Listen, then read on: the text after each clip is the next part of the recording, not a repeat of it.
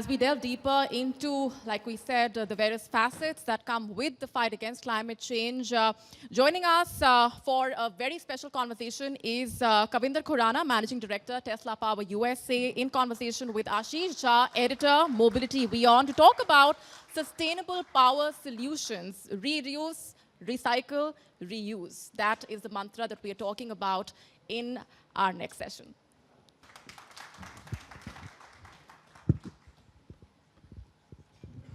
Hello, good evening, and thank you very much for being here. I first want to go back to what Rahul Saab was saying. He sang a song, Bande, and he said that he can kind of mold it in a way that will make you feel that it is very attached to the theme of this evening. And he definitely managed that. I think that deserves a round of applause as well. Especially on this panel, this one is going to be a little different from the previous panels that you've heard or the previous guests who came here. This is going to be a little bit more technical, or at least it belongs to a very technical field, and it deals with chemistries. But Kavinder and I are going to try and not make it very boring. We'll try and keep it a little bit more entertaining, and we'll kind of make it as fluid as we can. I would like to borrow one phrase that Rosita just said, elephant in the room. Kavinder, I think we need to address the elephant in the room. The brand that he represents is not what you all think it is. It's not Elon Musk, and it's not that Tesla. So, Kavinder, elaborate on that, expand, and just give us a little bit of more detail about what Tesla Power USA is all about. Thank you, Ashish, for the question. And hello, everybody. Good evening. I have very high regard and respect for Mr. Elon Musk. He is indeed the genius. Obviously, he is the richest person also, but he is indeed a genius. He kept the name Tesla for his car company to give tribute to a superhuman, if I may call, Nikola Tesla, who had more than 100 patents of inventions. Similar to car, he also was working on increasing the life of lead-acid batteries at his time. So our promoters, our principals in USA, when they invented this technology, which can prolong the life of lead-acid batteries, they decided to keep this name as a tribute to Mr. Tesla. So there are more than 350 companies in USA by the name of Tesla, by the way. So it is a tribute to Mr. Tesla. That is the reason we are also keeping the same name. Yeah, that is the answer to your question. Right, and you mentioned lead acid, and I don't know how many of you studied science very well. I certainly did not, but I still am aware of this term. But lead acid is considered to be an archaic technology, especially when we have lithium ion going around and the entire movement around electric mobility being as big as it is becoming now. But again, we were also discussing this, that the segmentation is very skewed towards lead acid even now, about 78%. But not a lot of people know about what goes behind and how exactly is the lead acid battery segment contributing to the overall circularity of this industry. Would you want to elaborate on that a little bit, please? Yeah, sure. So lead acid batteries we have been using on this planet for more than 80 years now. And it still contributes to more than 80% usage worldwide. Lithium ion is an invention which is rapidly growing in use in e-mobility. Since lithium ion is a lightweight battery, it is ideal for e-mobility, and it can be charged very fast as well, which is not the case with the lead-acid batteries. Now, let me answer your question in two parts. One is the e-mobility part, that what are we doing in e-mobility? So we have target of opening about 5,000 centers called Tesla Power Shops, which will become the points of sale, service, and charging for EVs in India. We have already opened 300 plus Tesla Power Shops, which are operational. And this year, we have the plans to finally open 1,000 at least by the end of this financial year. So EVs, yes, lithium ion is adapted, and there are more technologies coming like sodium ion, hydrogen cells that you are talking about. So e-mobility. While we are advancing towards e-mobility, still we are dependent on IC engines, internal combustible engines, as we know, petrol and diesel cars. So when we think of battery, lead-acid battery, immediately it strikes to mind that, okay, it is automotive. But we sell about 70,000 crore worth of lead-acid batteries in India every year. Only 28% of them are automotive. The remaining 72% is other applications like UPS, inverter, solar, industrial, telecom, power sector. So we are not even aware because we as consumers, we do not see those batteries. So this huge consumption of batteries which is happening in India, we have, as I told you in my previous answer, that our principal company invented this technology to prolong life. So we have this technology which can extend the life of a lead-acid battery up to 6 years, whereas the lead-acid battery normally works for 3 years. And after recycling every 3 years, there's a lot of pollution which happens, hazardous pollution. If you throw acid on any ground, it will become infertile for the next 5 years. And it will also add to the water table and contaminating the entire water table. Lead is the heaviest metal on earth. If you throw lead on earth, it will go and sink deeper into the earth much faster than any other metal. Again, it is going to pollute. So if the battery life of lead-acid battery can increase, the pollution will reduce drastically. So that is the intent, and our invention or our endeavor is to prolong the lead-acid battery life for its use. Right, you bring up a very interesting point, and this is something that kind of ties in very organically into another business unit or probably a vertical that you're also going to start, that is of Restore. That is a brand that is, I believe, going to launch very soon. It's also going to kind of expand on the reusability of lead-acid batteries. Any words on that? Yeah. So lead-acid batteries die because of sulfation on the lead plates. Our technology desulfates the battery completely, and it starts working like a new battery again. And we have done this already in India. Since 2014, when we started working on this technology and this concept, we have revived more than 500,000, 5 lakh batteries in India. And some batteries have, lead-acid batteries have worked for 6-7 years, where the average life is 3 years. So this technology needs to be populated, and we have devised a hyper-local strategy to reuse the batteries which have already been used. So we have these Tesla power shops. They are equipped with the technology and the machinery required to revive the old batteries. We are going to launch a brand of refurbished batteries very soon called Restore. So everybody is aware of our consumption of second-hand cars and used mobile phones and used laptops. But in batteries, nobody has initiated it because the technology is not that widespread. So all these Tesla power shops, which we are aiming to open, will be equipped with this technology. And see, the beauty of thing is that it is being recycled locally or revived locally. Any old battery of any brand which has been used and is being given back by the user to a dealer, so our shops will buy those batteries, revive them, repackage them as Restore, and sell it back to the consumer with 1-year warranty. So that, I believe, is a great initiative at extending the life of a used battery, contributing not only to the economy in large, but also to the environment.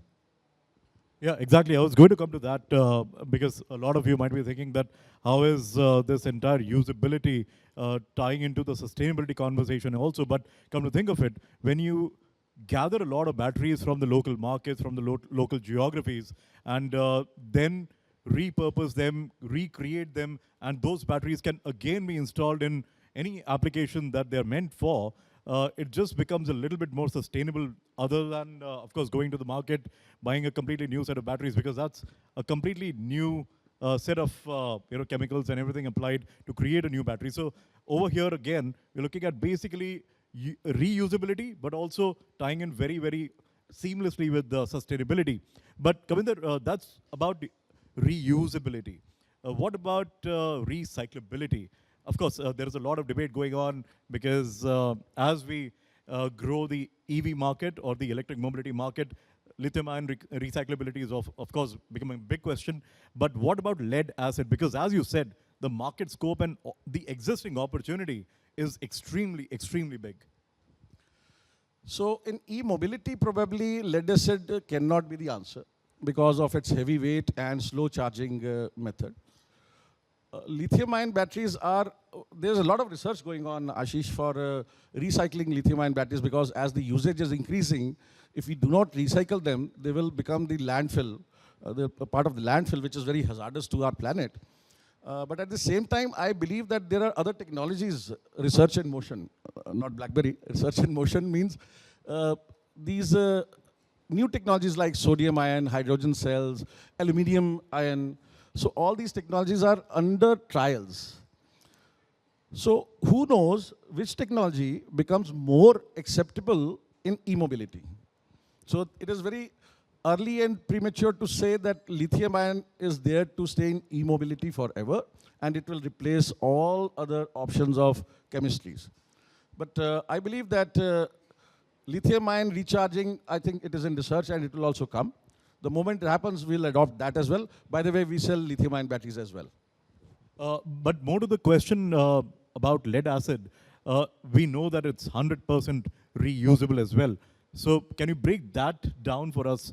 A lot of us, of course, are not as well versed with the entire process, but it just gives a little deeper sense of sustainability, of going forward and not really creating additional emissions if you break it down and utilize the 100% recyclable opportunity for lead acid.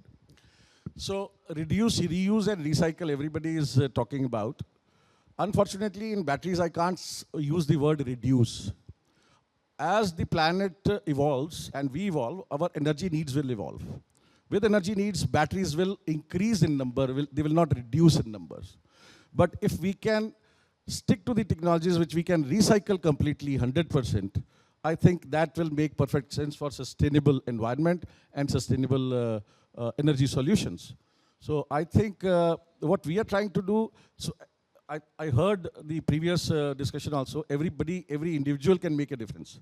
As a company, the difference that we are trying to make is that we are focused on reviving and extending the life of lead-acid batteries. We are also focused on trying to do it hyper-locally in each town and village. We are trying to expand this technology or make people aware of this technology using platforms like yours and other platforms. And once it is adapted, I think it is going to be a huge, cost saving for the Indian economy, or rather world economy. And it is going to create a huge impact on the hazardous pollution, because other pollutions, you may feel them, they are not directly impacting you. But this hazardous pollution caused by wrong or unaudited recycling of lead-acid batteries is very, very hazardous, believe me. You mentioned a term which is hazardous. But recycling is 100% possible in lead-acid, that is the advantage. Yeah, exactly. So that is what I basically meant. Yeah. You mentioned massive hazardous impact on the entire ecosystem, and when we talk about batteries, there is a lot of pollution that is emitted into the water systems as well, and the entire water table gets disturbed. When it comes to the manufacturing processes or just marking yourself in that space of sustainability, from the company's perspective, what exactly are you guys doing to contain that and be as responsible as possible?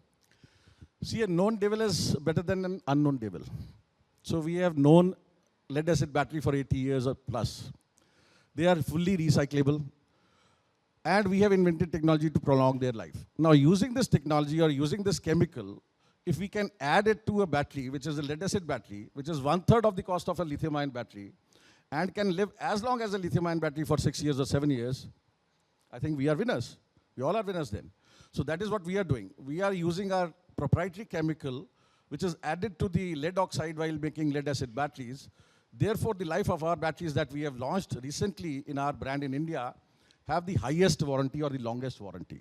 You'll be surprised to know that the warranty which comes in lithium-ion batteries is 5 years, 6 years, 7 years. We are the first company launching a lead-acid battery in India in solar application with a replacement warranty of 10 years. And the cost of that battery is 1/3 the cost of a lithium-ion battery of the similar capacity. So if we are doing this, I think this is the initiative towards sustainability that we are doing.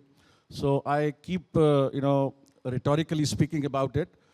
Sustainable technology for sustainable employment. A lot of people are going to get employment if this technology gets widespread.